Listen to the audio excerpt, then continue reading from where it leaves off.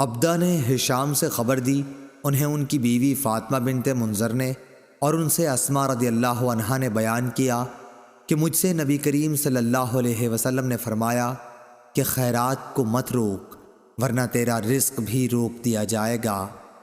ہم سے عثمان بن ابی شیبہ نے بیان کیا اور ان سے عبدہ نے یہی حدیث روایت کی کہ گننے نہ لگ جانا ورنہ پھر اللہ بھی تجھے گن گن کر ہی دے گا۔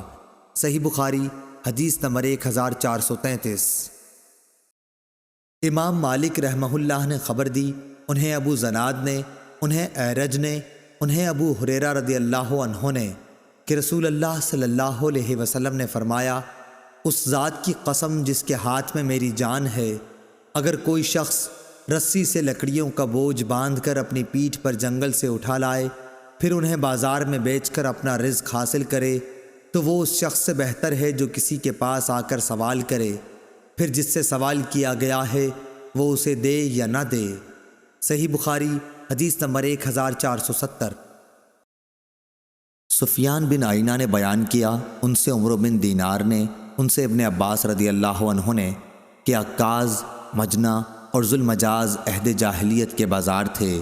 جب اسلام آیا تو ایسا ہوا کہ مسلمان لوگ خرید و فروخت کے لیے ان بازاروں میں جانا گناہ سمجھنے لگے، اس لیے یہ آیت نازل ہوئی، تمہارے لیے اس میں کوئی حرج نہیں اگر تم اپنے رب کے فضل یعنی رزق حلال کی تلاش کرو حج کے موسم میں۔ یہ ابن عباس رضی اللہ عنہ کی قرات ہے۔ صحیح بخاری حدیث نمبر 2050۔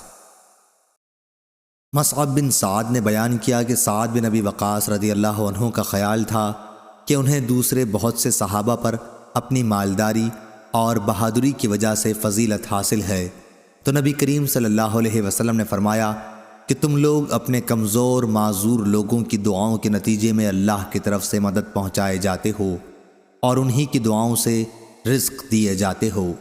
صحیح بخاری حدیث نمبر 2896۔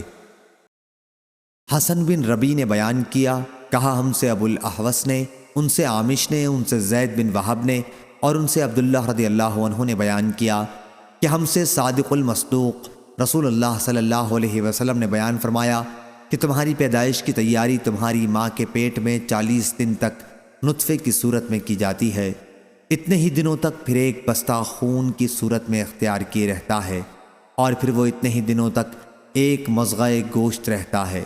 اس کے بعد اللہ تعالیٰ ایک فرشتہ بھیجتا ہے اور اسے 4 باتوں کے لکھنے کا حکم دیتا ہے۔ اس سے کہا جاتا ہے کہ اس کے عمل، اس کا رزق، اس کی مدت زندگی اور یہ کہ بد ہے یا نیک لکھ لے۔ اب اس نطفے میں روح ڈالی جاتی ہے۔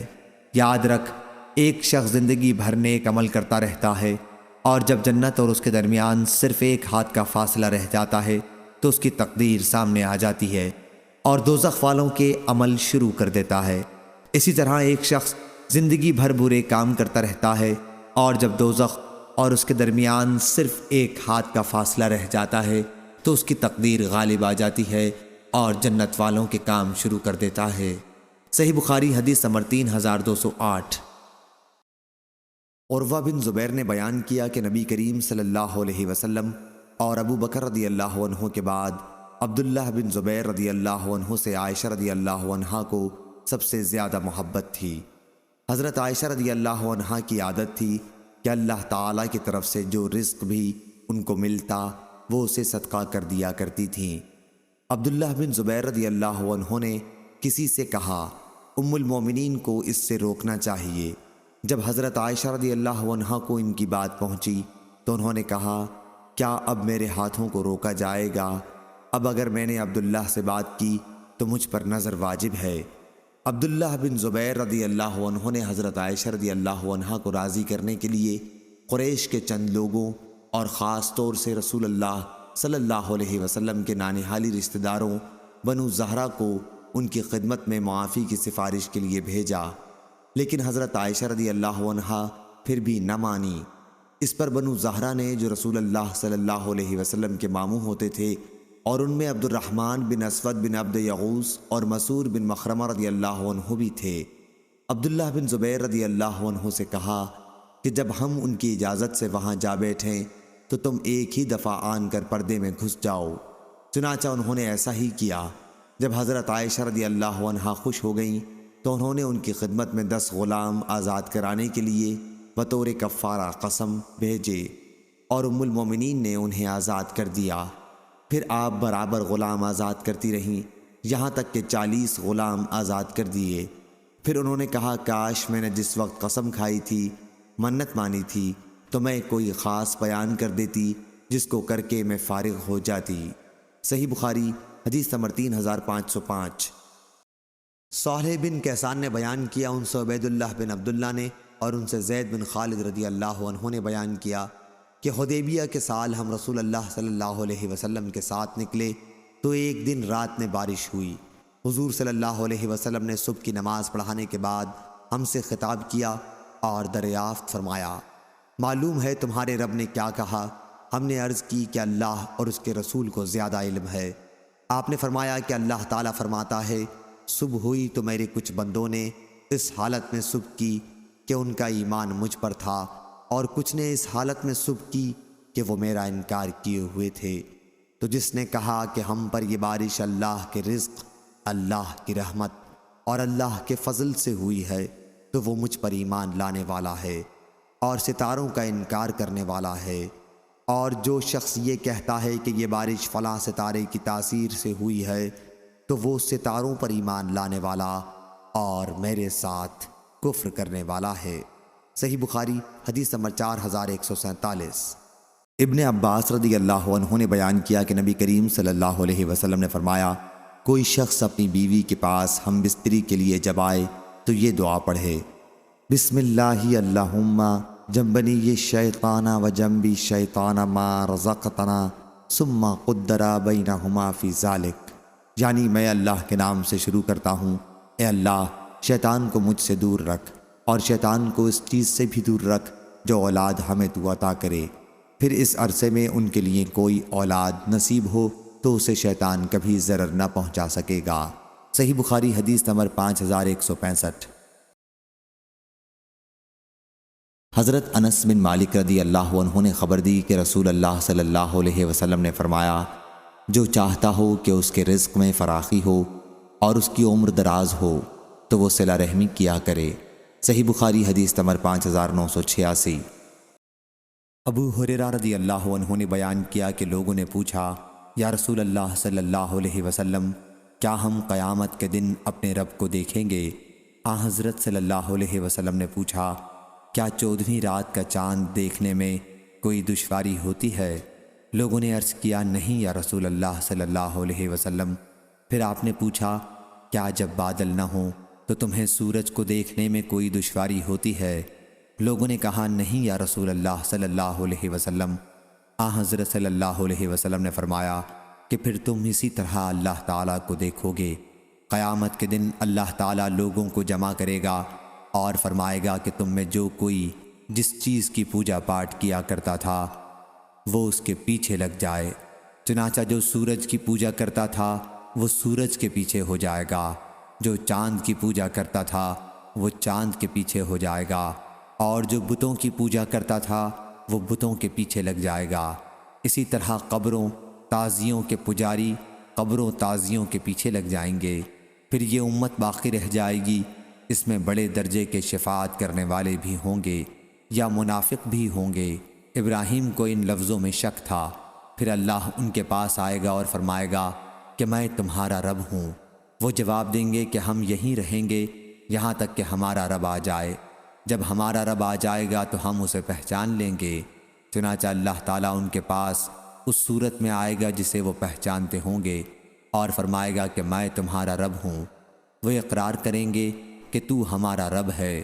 چنانچہ وہ اس کے پیچھے ہو جائیں گے اور دوزخ کی پیٹھ پر پل صراط نصب کر دیا جائے گا، اور میں اور میری امت سب سے پہلے اس کو پار کرنے والے ہوں گے، اور اس دن صرف انبیاء بات کر سکیں گے، اور ان انبیاء کی زبان پر یہ ہوگا، اے اللہ مجھ کو محفوظ رکھ، مجھ کو محفوظ رکھ۔ اور دوزخ میں درخت سعدان کے کانٹوں کی طرح آنکڑے ہوں گے۔ کیا تم نے سعدان دیکھا ہے؟ لوگوں نے جواب دیا کہ ہاں یا رسول اللہ صلی اللہ علیہ وسلم۔ تو حضرت صلی اللہ علیہ وسلم نے فرمایا کہ وہ سعدان کے کانٹوں ہی کی طرح ہوں گے، البتہ وہ اتنے بڑے ہوں گے کہ اس کا طول و عرض اللہ کے سوا اور کسی کو معلوم نہ ہوگا۔ وہ لوگوں کو ان کے اعمال کے بدلے میں اونچک لیں گے، تو ان میں سے کچھ وہ ہوں گے جو تباہ ہونے والے ہوں گے اور اپنے عمل بد کی وجہ سے وہ دوزخ میں گر جائیں گے، یا اپنے عمل کے ساتھ بندھے ہوں گے اور ان میں سے بعض ٹکڑے کر دیے جائیں گے یا بدلہ دیے جائیں گے، یا اسی جیسے الفاظ بیان کیے۔ پھر اللہ تعالیٰ تجلی فرمائے گا، اور جب بندوں کے درمیان فیصلہ کر کے فارغ ہوگا اور دوزخیوں میں سے جسے اپنی رحمت سے باہر نکالنا چاہے گا تو فرشتوں کو حکم دے گا کہ جو اللہ کے ساتھ کسی کو شریک نہیں ٹھہراتے تھے انہیں دوزخ سے باہر نکال لیں۔ یہ وہ لوگ ہوں گے جن پر اللہ تعالیٰ رحم کرنا چاہے گا، ان میں سے جنہوں نے کلمہ لا الہ الا اللہ کا اقرار کیا تھا۔ چنانچہ فرشتے انہیں سجدوں کے نشان سے دوزخ میں پہچانیں گے۔ دوزخ ابن آدم کا ہر عضو جلا کر بھسم کر دے گی سوائے سجدے کے نشان کے، کیونکہ اللہ تعالیٰ نے دوزخ پر حرام کیا ہے کہ وہ سجدے کے نشان کو جلائے۔ یا اللہ، ہم گناہ گاروں کو دوزخ سے محفوظ رکھیو، ہم کو تیری رحمت سے یہی امید ہے۔ چنانچہ یہ لوگ دوزخ سے اس حال میں نکالے جائیں گے کہ یہ جل بھن چکے ہوں گے، پھر ان پر آب حیات ڈالا جائے گا اور یہ اس کے نیچے سے اس طرح اگ کر نکلیں گے جس طرح سیلاب کے کوڑے کرکٹ سے سبزہ اگاتا ہے۔ پھر اللہ تعالیٰ بندوں کے درمیان فیصلے سے فارغ ہوگا، ایک شخص باقی رہ جائے گا جس کا چہرہ دوزخ کی طرف ہوگا۔ وہ ان دوزخیوں میں سب سے آخری انسان ہوگا جسے جنت میں داخل ہونا ہے۔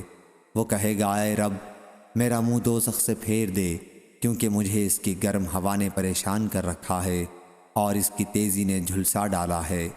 پھر اللہ تعالیٰ سے وہ اس وقت تک دعا کرتا رہے گا جب تک اللہ چاہے گا۔ پھر اللہ تعالیٰ فرمائے گا، کیا اگر میں تیرا یہ سوال پورا کر دوں تو مجھ سے کچھ اور مانگے گا؟ وہ کہے گا، نہیں، تیری عزت کی قسم، اس کے سوا اور کوئی چیز نہیں مانگوں گا۔ خاموش رہنے دینا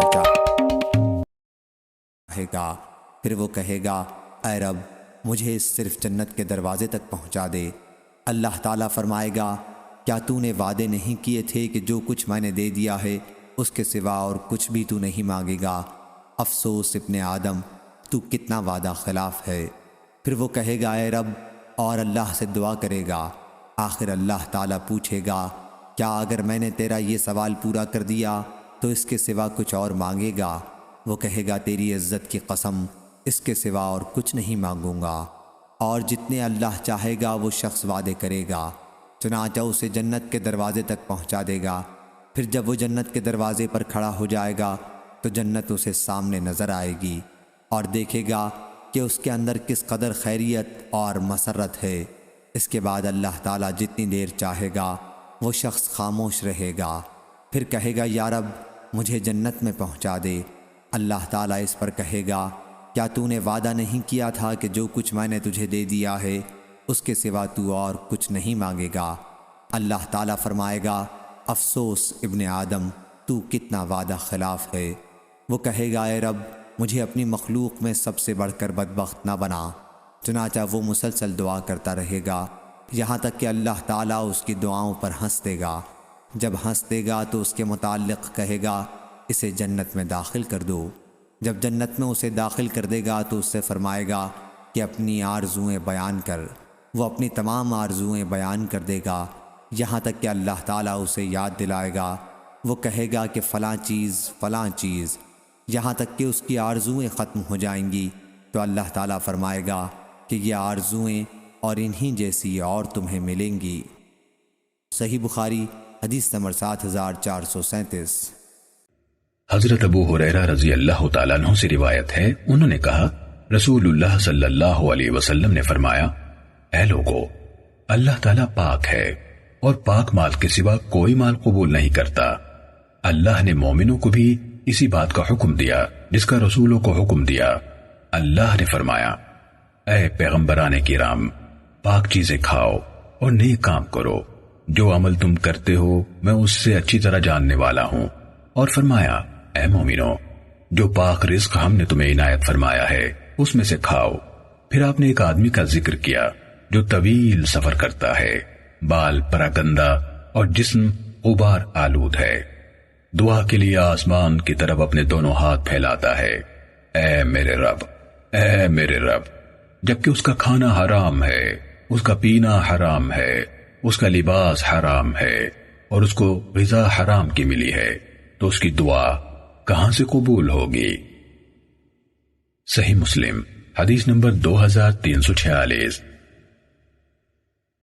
داؤد بن ابی ہند نے ابن سیرین سے، انہوں نے حضرت ابو ہریرہ رضی اللہ عنہ سے روایت کی، کہا رسول اللہ صلی اللہ علیہ وسلم نے منع فرمایا کہ کسی عورت کے ساتھ اس کی پھوپھی یا اس کی خالہ کے نکاح میں ہوتے ہوئے نکاح کیا جائے، اور اس سے کہ کوئی عورت اپنی بہن کی طلاق کا مطالبہ کرے تاکہ جو اس کی پلیٹ میں ہے وہ اسے اپنے لیے اونڈیل لے، بلا شبہ اللہ عز و جل خود اس کو رزق دینے والا ہے۔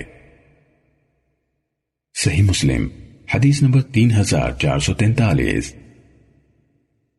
یحییٰ بن یحییٰ تمیمی اور احمد بن یونس نے کہا ہمیں ابو خیثمہ زہیر نے حدیث سنائی، کہا ہمیں ابو زبیر نے حضرت جابر رضی اللہ تعالیٰ عنہ سے حدیث بیان کی، انہوں نے کہا رسول اللہ صلی اللہ علیہ وسلم نے فرمایا کوئی شہری کسی دیہاتی کی طرف سے بیع نہ کرے، لوگوں کو چھوڑ دو، اللہ تعالیٰ ان میں سے بعض کو بعض کے ذریعے سے رزق دیتا ہے، البتہ یحییٰ کی روایت میں مجہول کے صیغے کے ساتھ ہے رزق دیا جاتا ہے۔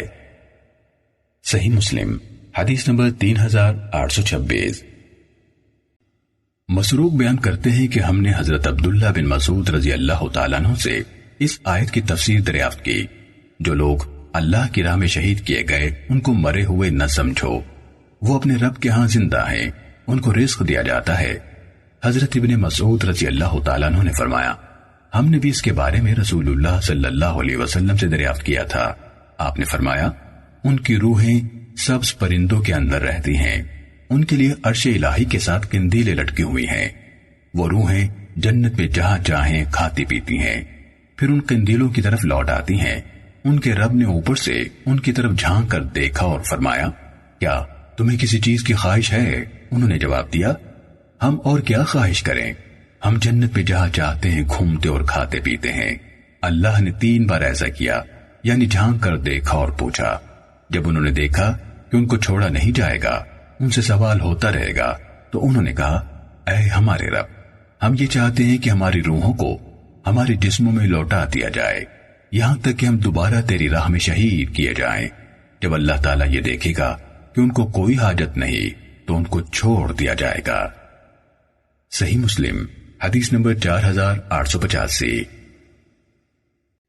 لیث بن سعد نے ہمیں ایوب بن موسیٰ سے حدیث بیان کی، انہوں نے مکحول سے، انہوں نے شرحبیل بن سمت سے، انہوں نے سلمان رضی اللہ تعالیٰ عنہ سے روایت کی، کہا میں نے رسول اللہ صلی اللہ علیہ وسلم کو یہ فرماتے ہوئے سنا ایک دن اور ایک رات سرحد پر پہرا دینا 1 ماہ کے روزوں اور قیام سے بہتر ہے، اور اگر پہرا دینے والا فوت ہو گیا تو اس کا وہ عمل جو وہ کر رہا تھا آئندہ بھی جاری رہے گا، اس کے لیے اس کا رزق جاری کیا جائے گا، اور وہ قبر میں سوالات کر کے امتحان لینے والے سے محفوظ رہے گا۔ صحیح مسلم حدیث نمبر 4938۔ یونس نے ابن شہاب سے، انہوں نے حضرت انس بن مالک رضی اللہ تعالیٰ عنہ سے روایت کی، کہا رسول اللہ صلی اللہ علیہ وسلم نے فرمایا جو شخص یہ چاہتا ہو کہ اس پر اس کا رزق کشادہ کیا جائے یا اس کے چھوڑے ہوئے کو مؤخر کیا جائے، یعنی خود اس کی اور اس کے چھوڑی ہوئی اشیاء، اعمال اور اولاد کی عمر لمبی ہو، وہ صلہ رحمی کرے۔ جو شخص یہ چاہتا ہو کہ اس پر اس کا رزق کشادہ کیا جائے یا اس کے چھوڑے ہوئے کو مؤخر کیا جائے، یعنی خود اس کی اور اس کی چھوڑی ہوئی اشیاء، اعمال اور اولاد کی عمر لمبی ہو، وہ صلہ رحمی کرے۔ صحیح مسلم حدیث نمبر 6523۔ عقیل بن خالد نے کہا ابن شہاب نے کہا مجھے حضرت انس بن مالک رضی اللہ تعالیٰ عنہ نے خبر دی کہ رسول اللہ صلی اللہ علیہ وسلم نے فرمایا جو شخص یہ چاہتا ہو کہ اس کے لیے اس کے رزق میں کشادگی کی جائے اور جو اس نے چھوڑ جانا ہے اس کی مہلت لمبی کی جائے تو وہ صلہ رحمی کرے۔ صحیح مسلم حدیث نمبر 6524۔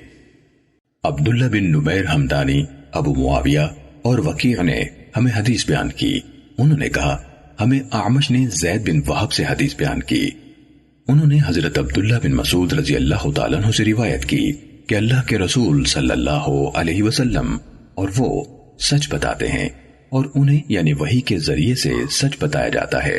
انہوں نے فرمایا، تم میں سے ہر ایک شخص کا مادہ تخلیق 40 دن تک اس کی ماں کے پیٹ میں اکٹھا کیا جاتا ہے، پھر وہ اتنی مدت یعنی 40 دن کے لیے علاقہ یعنی جون کی طرح رحم کی دیوار کے ساتھ چپکا ہوا رہتا ہے، پھر اتنی ہی مدت کے لیے مضغہ کی شکل میں رہتا ہے جس میں ریڑھ کی ہڈی کے نشانات دانت سے چبائے جانے کے نشانات سے مشابہ ہوتے ہیں۔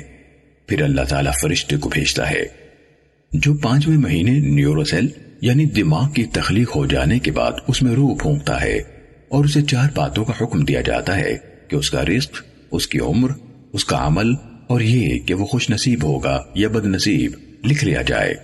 مجھے اس ذات کی قسم جس کے سوا کوئی عبادت کے لائق نہیں، تم میں سے کوئی ایک شخص اہل جنت کے سے عمل کرتا رہتا ہے یہاں تک کہ جب اس کے اور جنت کے درمیان ایک بالش کا فاصلہ رہ جاتا ہے تو اللہ کے علم کے مطابق لکھا ہوا اس پر غالب آ جاتا ہے تو وہ اہل جہنم کا عمل کر لیتا ہے اور اس جہنم میں داخل ہو جاتا ہے، اور تم میں سے ایک شخص اہل جہنم کے سے عمل کرتا رہتا ہے حتیٰ کہ اس کے اور جہنم کے درمیان ایک بالشت کا فاصلہ رہ جاتا ہے تو اللہ کے علم کے مطابق لکھا ہوا اس پر غالب آ جاتا ہے اور وہ اہل جنت کا عمل کر لیتا ہے اور اس یعنی جنت میں داخل ہو جاتا ہے۔ صحیح مسلم حدیث نمبر 6723۔ عمر بن دینار نے ابو طفیل عامر بن واصلہ رضی اللہ تعالیٰ عنہ سے، انہوں نے حذیفہ بن اسید رضی اللہ تعالیٰ عنہ سے روایت کی جو انہوں نے نبی صلی اللہ علیہ وسلم تک پہنچائی یعنی مرفوع بیان کی۔ آپ صلی اللہ علیہ وسلم نے فرمایا، جب نطفہ 40 دنوں کے 2 مرحلوں کے بعد تیسرے مرحلے میں 40 یا 45 راتیں رحم میں ٹھہرا رہتا ہے تو اللہ کا مقرر کیا ہوا فرشتہ اس کے پاس جاتا ہے اور کہتا ہے، اے رب، یہ خوش نصیب ہوگا یا بد نصیب ہوگا؟ تو دونوں باتوں میں سے اللہ جو بتائے اس کو لکھ لیا جاتا ہے۔ پھر کہتا ہے، اے رب، یہ مرد ہے یا عورت؟ پھر دونوں میں سے جو اللہ بتائے اس کو لکھ لیا جاتا ہے۔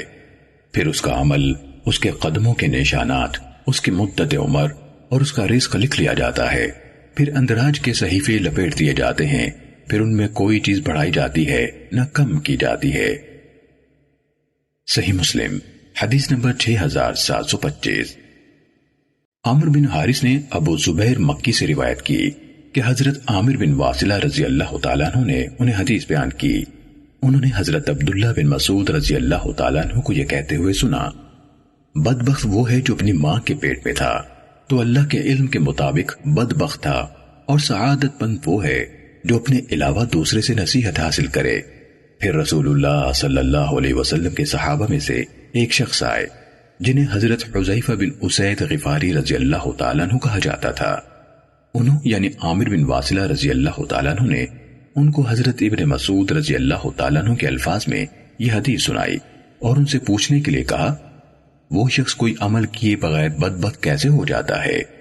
تو اس یعنی عامر رضی اللہ تعالیٰ عنہ کو آدمی یعنی حذیفہ رضی اللہ تعالیٰ عنہ نے کہا، کیا آپ اس پر تعجب کرتے ہیں؟ میں نے رسول اللہ صلی اللہ علیہ وسلم کو یہ فرماتے ہوئے سنا ہے، جب نطفے پر تیسرے مرحلے کی 42 راتیں گزر جاتی ہیں تو اللہ تعالیٰ اس کے پاس ایک فرشتہ بھیجتا ہے، وہ اس کی صورت بناتا ہے، اس کے کان، آنکھیں، کھال، گوشت اور اس کی ہڈیاں بناتا ہے، پھر کہتا ہے، اے میرے رب، یہ مرد ہوگا کہ عورت؟